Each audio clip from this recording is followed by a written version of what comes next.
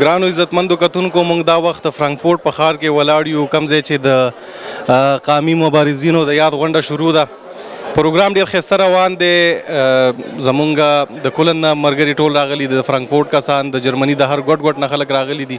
موږ سره دا وخت د پی ایس ډي پی ډپټي جنرال سیکرټري ښاغلی حسن باچا ولاړ دی. موږ به د هغې نه پوښتنې وکړو چونکې دوی د دې پروګرام ارګنایزرانو چې د دوی د دې پروګرام نه څه توقعات وو او هغه پروګرام څنګه تېر شو. حسن باچا ستړی مه شئ.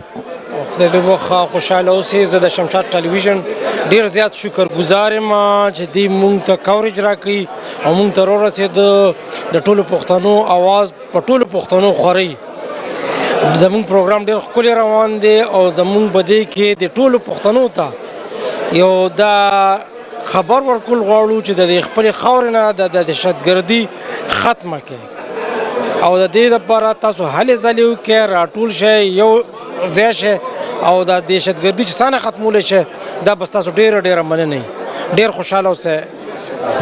حسن باچا دا پروګرام نه چې کوم ستاسو توقعات وو آیا د هغې مطابق دا پروګرام روان دی که د هغې نه ښه روان دی؟ دا زموږ د توقعاتو نه ډېر ښکلی روان دی. دې کې د کوزې خوا ټولو پښتنو او د برې خوا ټولو پښتنو، د ټول المان نه راغلي پښتانه، بلکې څه ملګري پکې د سویډن نه راغلي، څه د انګلینډ نه راغلي دي، هغوی ټولو شرکت وکړو او موږ د دې نه ډېر زیات پر امیده شو. پښتانه د پښتنې دي او راټول شو. موږ چې چاته وینا کړې ده هغوی په ګڼ شمېر تعداد کې، موږ چې چاته نه یو رسېدلي هغوی هم راغلي دي او ټول د خپلې خاورې باندې امن غواړي.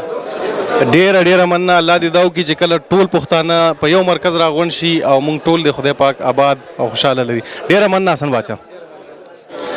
ستړی مه شئ او په خیر راغلی. ډېره مننه. ستاسو نوم؟ دوست محمد دی. دوست محمد صاحب دا پروګرام څنګه روان دی؟ تاسو د وختصره زه ګورم چې تاسو د پروګرام کې د وختصر نه څنګه چې شروع شوی تاسو پکې شرکت کړی دی. دا پروګرام څنګه روان دی؟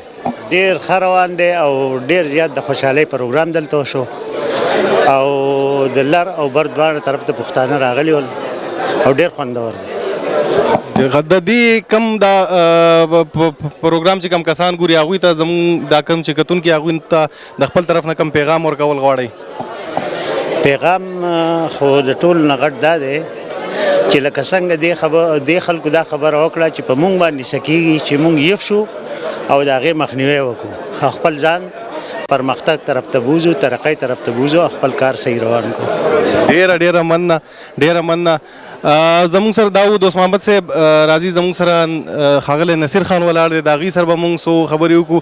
دوی د دې پروګرام چې کوم ارګنایزران دي په هغې کې د ټولو نه غټه حصه د دوی هم ده او دوی کوششونه کوي چې څومره پښتانه زموږ دلته په المان کې دي هغه راغونډ شي، بلکې په غونډه اروپا کې چې څومره پښتانه دي هغه راغونډ شي. د نصیر خان نه موږ څو پوښتنې وکړو. نصیر خان ستړی مه شئ پروګرام ته. ډېره مننه وسیم جان. نصیر خان ستاسو په نس دا پروګرام څنګه روان دی؟ ځکه چې تاسو یو خاص قسم توقع به د دې پروګرام نه لرئ چې د هغې مطابق څنګه تیاریانې هم نیولې وي او څنګه روان دی، خوند ترې اخلي خلک او که نه؟ وسیم جانه موږ چې څونه تمه وه څونه امید و د هغې تمې او امید نه زیات نن دا پروګرام په ښه طریقه باندې وشو. ډېر پښتانه راغلي وو د لر او بر او دا ډېر د ویاړ ځای دی چې دلته په یورپ کې پښتانه چې ډېر مصروفه ژوند دی او بیا د دونه مصروفیاتو نه دونه قیمتي وخت وباسي او دلته راشي، نو دا د دې نه دا خبره ظاهرېږي چې پښتانه نن سبا دې خبرې ته لیواله شوي دي چې د یو بل سره جرګه شي، کینی او د خپل وطن د مسلو د مسایلو باندې د یو بل سره خپل خیالاتو تبادله وکړي. نصیر خان دا کم پښتانه چې تاسو ګوري لګیا دي، دا کم چې د المان نه بهر دي په پښتونخوا کې ژوند کوي، هغوی ته ستاسو طرف نه کم پیغامي؟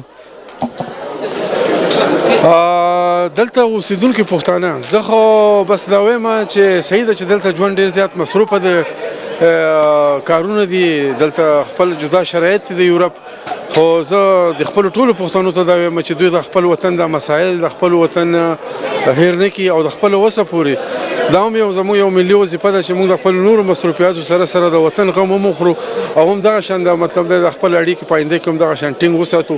نو دا زموږ دپاره زموږ د راروان نسل دپاره دا ډېره یو د فایدې او د ډېره مننه نصیر خان ستاسو. کتونکو دا وخت موږ سره یو بل مشر ولاړ دی، د دیو نوم دی ډاکټر سلطانزی صاحب. د هغې سره به موږ پوښتنې وکړو، د هغې نه به یو څو تپوسونه وکړو چې دا پروګرام په هکله د هغې څه تاثرات دي. ډاکټر صاحب ستړی مه شئ. خوشحاله اوسئ.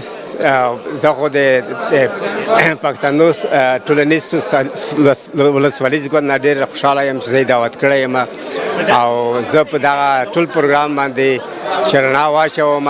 ډېر علمي مخالفو کې وي او ډېر غټ زیات شمېر پښتانه راغلي وو او داسې خلک وو چې ما پخوا نه وپېژندل او په دې کې زه ډېر خوشحاله یم.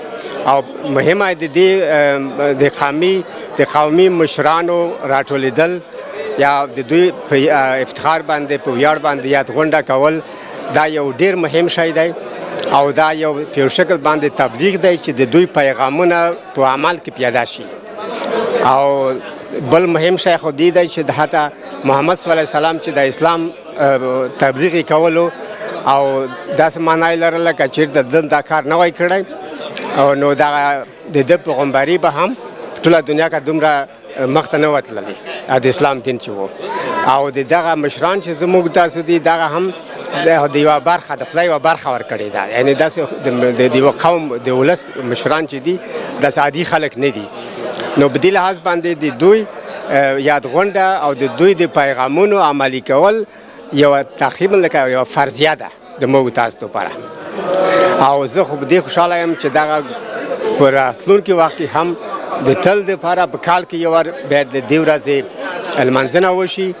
یو خو دا دی چې دا ټول پښتانه په دې اساس باندې سره یو ځای کېږي یو بل سره ویني. او دوهم دا دی چې د دغو عملي کول دپاره د پیغامونو د عملي کول دپاره یوه ډېره ښه زمینه مساعده کېږي.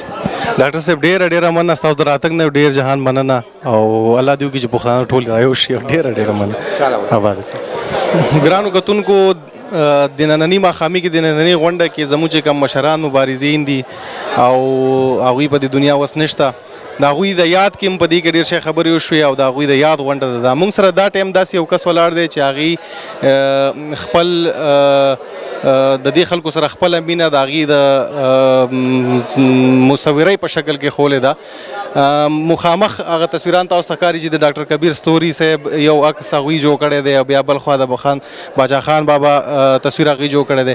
زه به دې کس سره زموږ ملاقات وشي د دوی سره به دې باره کې خبرې وکړو چې دوی څه خیالات یې دې پروګرام باره کې او دغه کې زموږ سره دې ټایم کې ولاړ دی ښاغلی باډیل صافي صاحب.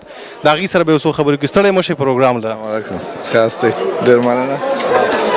دا یو غټ عکس تاسو جوړ کړی ډاکټر کبیر ستوري صاحب بل هغلته د باچا خان عکس تاسو جوړ کړی دا څنګه ذهن ته رالو چې یاره داسې مشرانو له یو دغه ورکول غواړي؟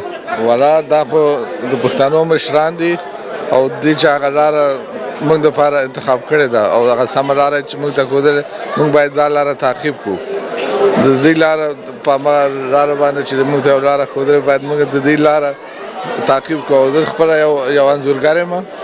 ما وغوښتل چې د دې عکسونه دایمي او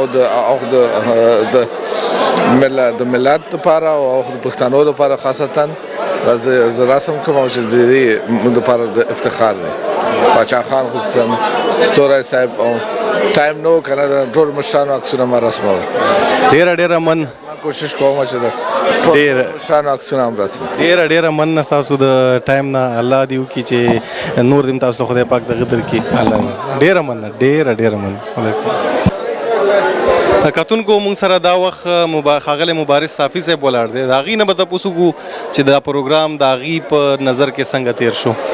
مبارز صاحب سلام نه وروسته عرض ما دا ده چې تر کومه ځایه پورې چې موږ په دې سیمه کې په دې اروپا کې رسمي یا شخصي یا نور مشکلات لرو د هغه مشکلاتو په مخ کوم پروګرام چې موږ جوړ کړی دی ډېر ښه توګه جوړ شوی دی په ښه توګه تر اوسه رسېدلی دی. فکر کوم چې دې نه زیات په اوسني لاس لرلو موادو کې امکانات نور نشته دی. زما په نظر تر دې غوره نور نشي کېدی.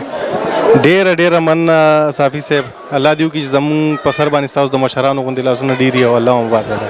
کتونکو دا پروګرام چې څومره ښایسته روان دی په دې کې ښایسته غزلې دي ښه اتڼونه پکې روان دي او دا غونډ پروګرام د پاره چې کوم خایس ورکې هغه د موسیقي ورکوي. موږ سره دا وخت ولاړ دی ښاغلی همایون صاحب چې هغه د دې غونډ پروګرام د موسیقۍ ذمهواري په خپل سر باندې اخیستې ده او زموږ ټوله د اتڼونو دا ماحول راکوي، همغه ښایسته ښایسته غزلې وایي. موږ به د هغې نه پوښتنې وکړو چې دا پروګرام د هغې په نظر باندې څنګه روان دی، دا خلک څنګه په دې پروګرام نه خوند اخلي او که نه اخلي. همایون صاحب ستړی مه شئ. سلام علیکم. ستړي مه شئ، کور ودان. څنګه ستاسو خو په ډېر ځایونو کې کنسرټ یې ورکړي او ډېر ځایونو کې به تاسو خلک لیدلي، څنګه دا نننی ماحول تاسو ته په خپله څنګه ښکاري چې دا څنګه دی؟ اجازه راکوئ چې تاسو د تلویزیون د طریقه خپلو درنو لیدونکو ته خپل سلامونه وړاندې کړم او د دنیا په هر ګوټ ګوټ کې چې وي زموږ اواز اوري دوی ته سلامونه وایم او تاسو نه ډېره مننه چې ما ته هم د اجازه راکړه خپل د درانه تلویزیون شمشاد هغه کې چې موږ ته وخت راکړي چې پکې خبرې وکړو. نو دا غونډه چې د نوم نه پیدا ده ډېره درانه غونډه ده او ماشاءالله دغه خپل پښتانه راټول شوي ښه په اتفاق کې داسې ښه ګرم د دې دوستانو ګرمي ده چې زه هم ګرم کړی یم او په ما هم ډېر تاثیر کړی.